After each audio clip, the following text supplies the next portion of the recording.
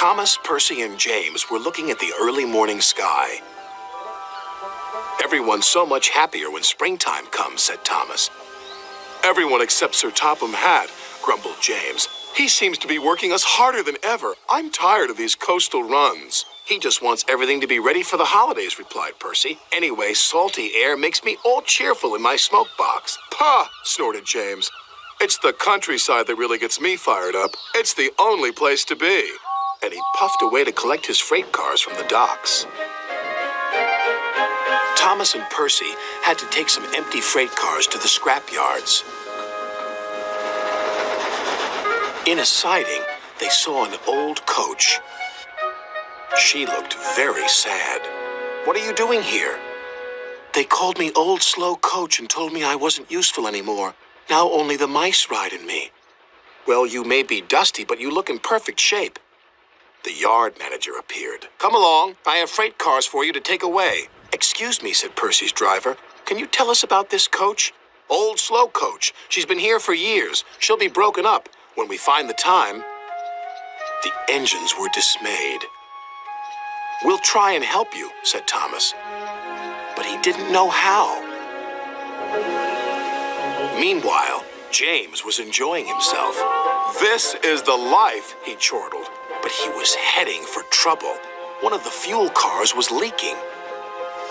Then, suddenly, it caught fire. "Oh, help!" cried James.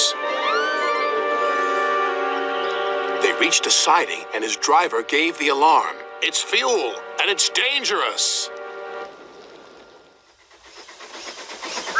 As Thomas and Percy approached the junction, they saw the smoke and a guard waving a red flag. "Sparks from James's funnel have set the cars ablaze," he called. "The fire is under control, but it's quite a mess." "You said the countryside got you all fired up, James," said Percy, "but I didn't think you meant it in this way." "Ha!" snorted James. "It was the stupid car's fault, not mine." "It's safe to proceed now," called a fireman. Thomas and Percy now felt sorry for James. It wasn't long before they reached the station.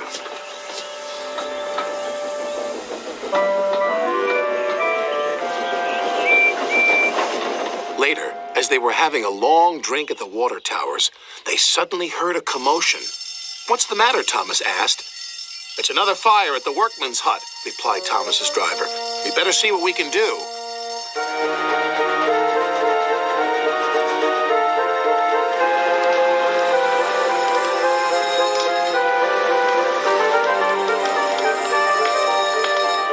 The fire engines had a big problem.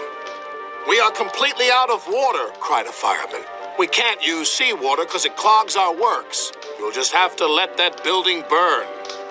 Then Thomas had an idea. "Why don't you use the water in our tanks? We've just refilled them." The firemen wasted no time. "You're very clever engines," chuckled their drivers. Soon the fire was out, but the hut where the workmen lived was destroyed. "The men can't sleep on the beach," said the foreman. "What about Old Slow Coach?" "She would be perfect for the workmen," said Percy. "Comfy, too," added Thomas. "What a good idea, Percy," said his driver. They phoned Sir Topham Hatt, who agreed. "She'll be spick and span by the time you collect her." And she was, and very happy, too. "I can't thank you enough. I feel splendid." The engines buffered up to her, and she set off happily for her new home. Everyone agreed there was nothing old or slow about Coach, and she will always be really useful indeed.